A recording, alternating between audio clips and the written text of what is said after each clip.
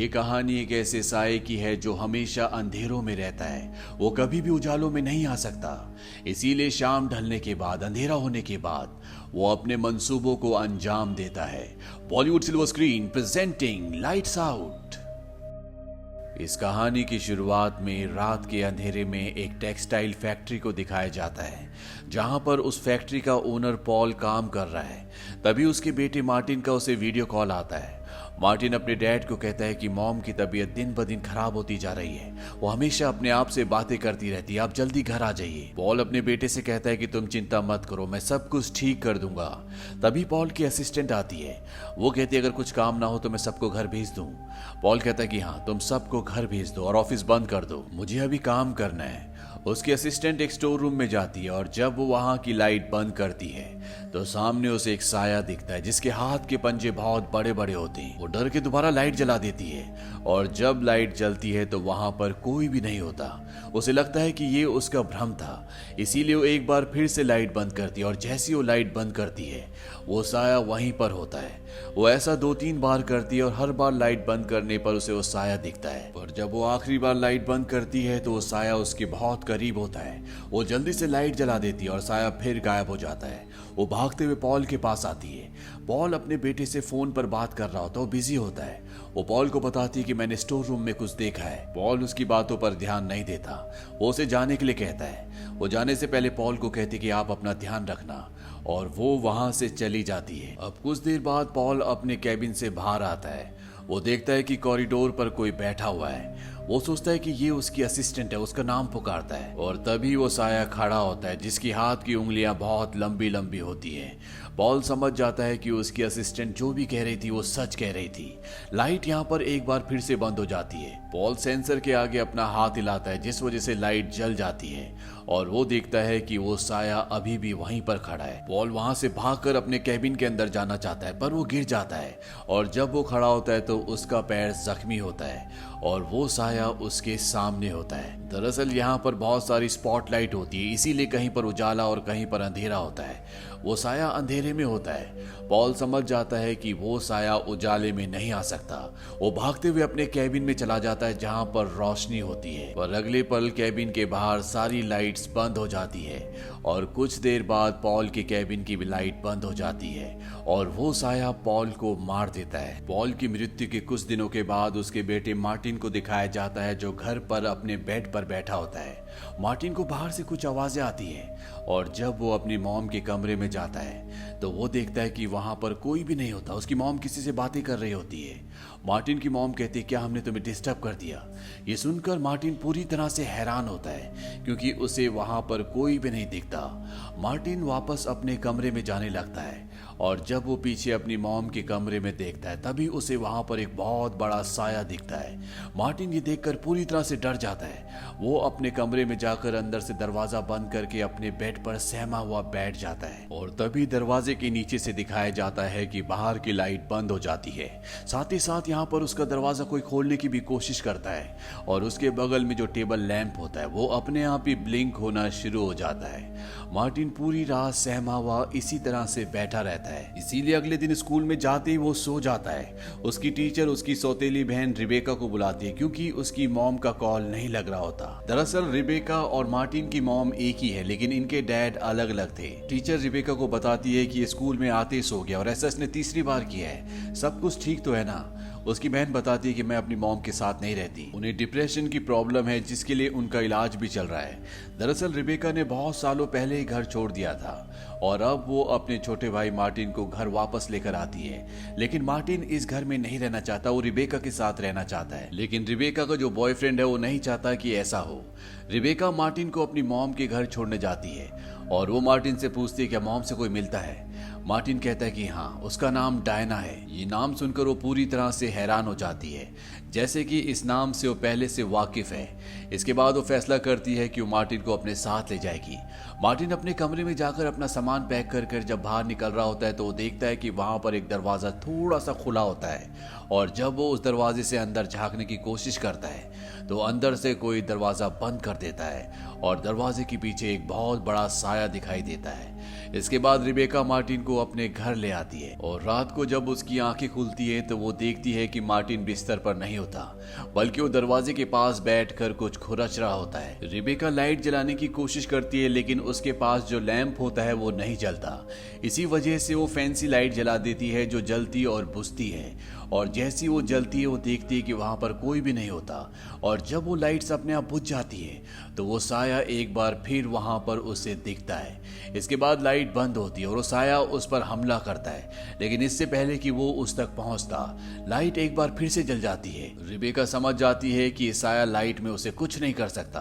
वो भागकर दरवाजे के पास जाती है और लाइट जला देती है, जिस वजह से साया वहां से गायब हो जाता है। रिबेका पूरी तरह से डर चुकी है। वो वॉशरूम में जाती है और वो देखती है कि बाथ टब के अंदर उसका भाई मार्टिन सो रहा है, जिसने अपने हाथ में जलता हुआ टॉर्च पकड़ा हुआ है। वो समझ जाती है कि कोई बहुत बड़ी प्रॉब्लम है। अगली सुबह यहाँ पर मार्टिन की टीचर आती है। वो रिबेका को कहती है कि तुम मार्टिन को अपने साथ नहीं रख सकती क्योंकि तुम उसकी लीगल गार्डियन नहीं हो। तुम्हारी मॉम ने कंप्लेन की है।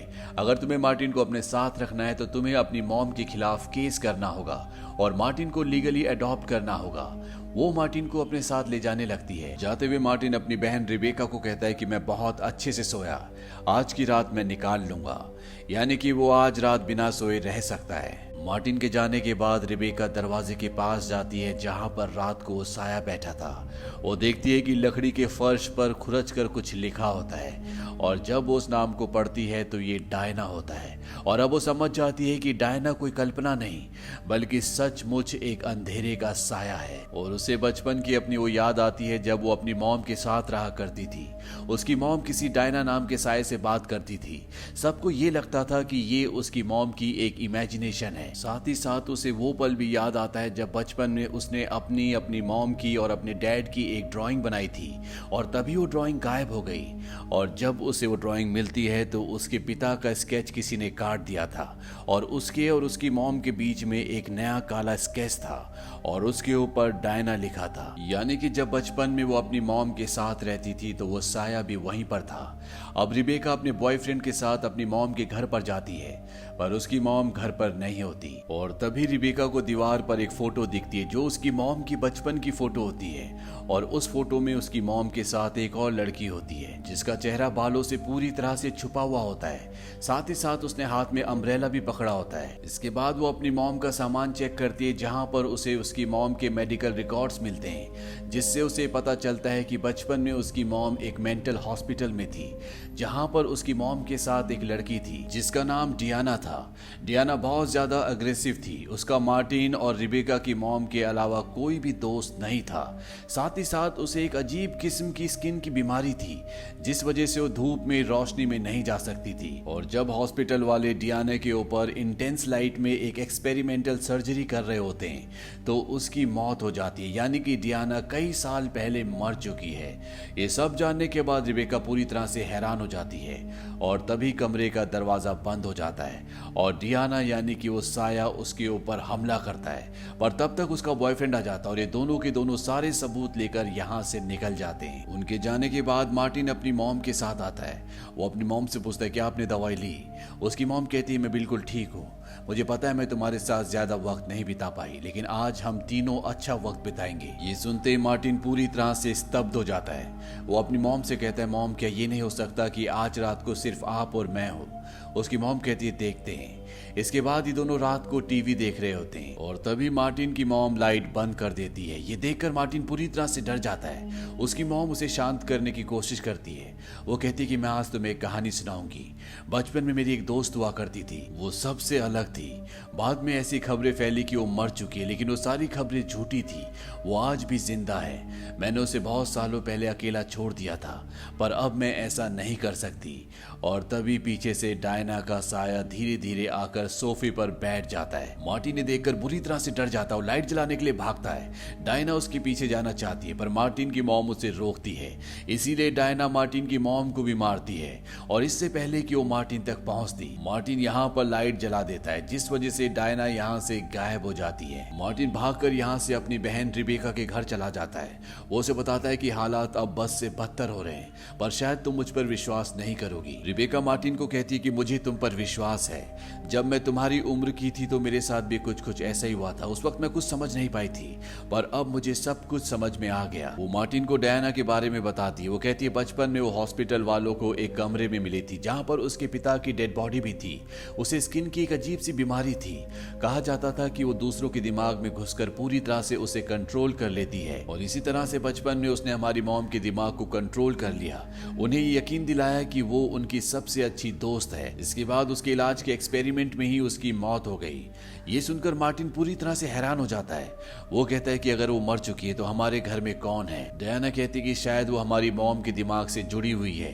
जब भी उनकी दिमागी हालत कमजोर होती है तभी डायना आती है। हमें उन्हें उनकी दिमाग की दवाई देनी होगी ताकि वो पूरी तरह से ठीक हो जाए और डायना का हमेशा के लिए वजूद खत्म हो जाए। मार्टिन कहता है कि ऐसा नहीं हो सकता, डायना कभी भी ऐसा नहीं होने देगी। मेरे पिता भी यही करना चाहते थे और उसने उसे मार दिया।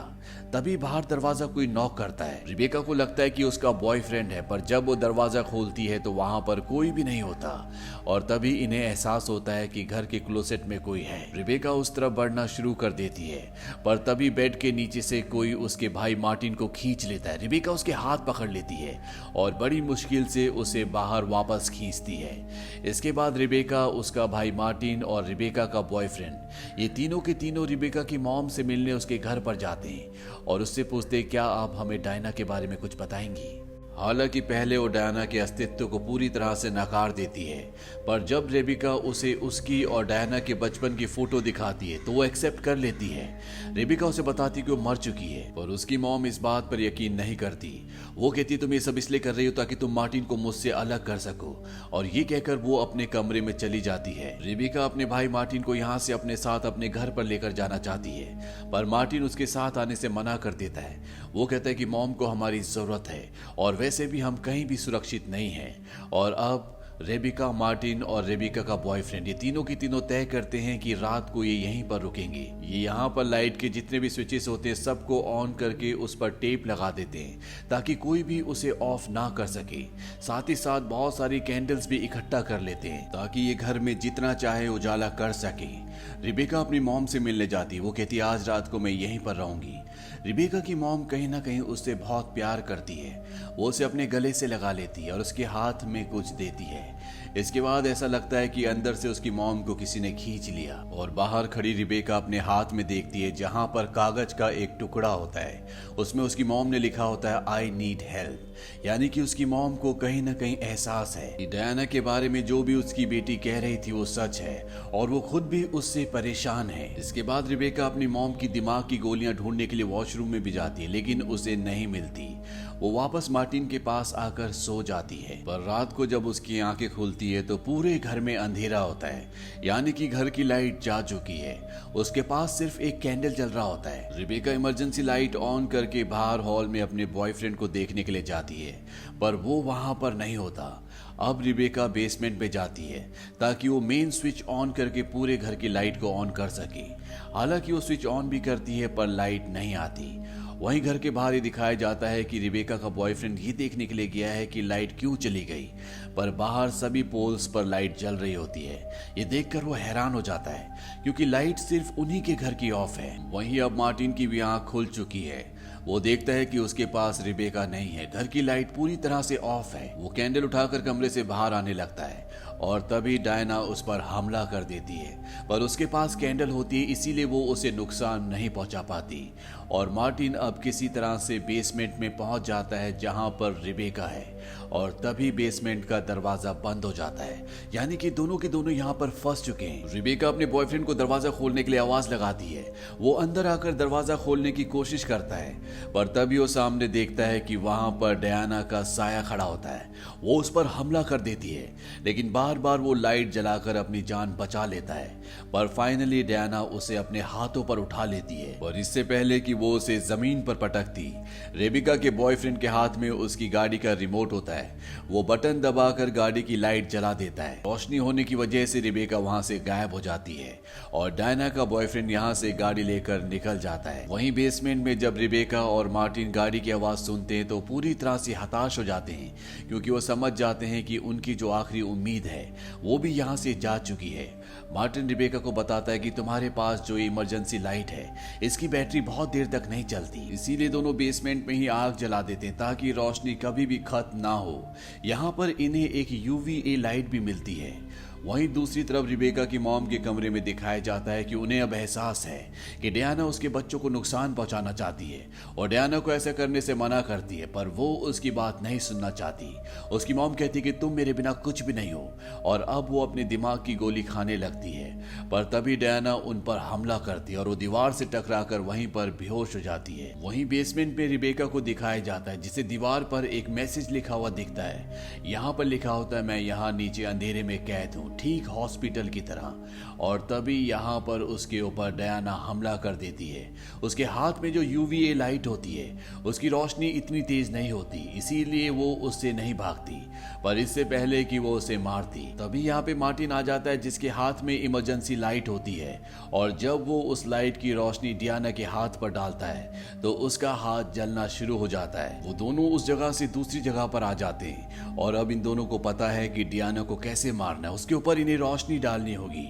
और तभी जो इन्होंने यहाँ पर आग जलाई होती है वो बुझ जाती है, पर अभी भी इनके पास इमरजेंसी लाइट है और कुछ ही देर में उसकी बैटरी पूरी तरह से खत्म हो जाएगी। पर इससे पहले कि ऐसा होता, बाहर रेबेका का बॉयफ्रेंड 2 पुलिस वालों को लेकर यहाँ पर पहुंच जाता है। वो बेसमेंट का दरवाजा खोल देते हैं, जिस वजह से रेबेका और उसका भाई मार्टिन दोनों के दोनों ऊपर आ जाते हैं। और तभी पुलिस वाले को वो साया दिखता है, वो उस पर गोलियां भी चलाता है, पर ये कोई इंसान नहीं है, इसीलिए वो साया उस पुलिस वाले को मार देता है। यहाँ पर जो लेडी पुलिस वाली होती है अब वो उस साये के पीछे जाने लगती है।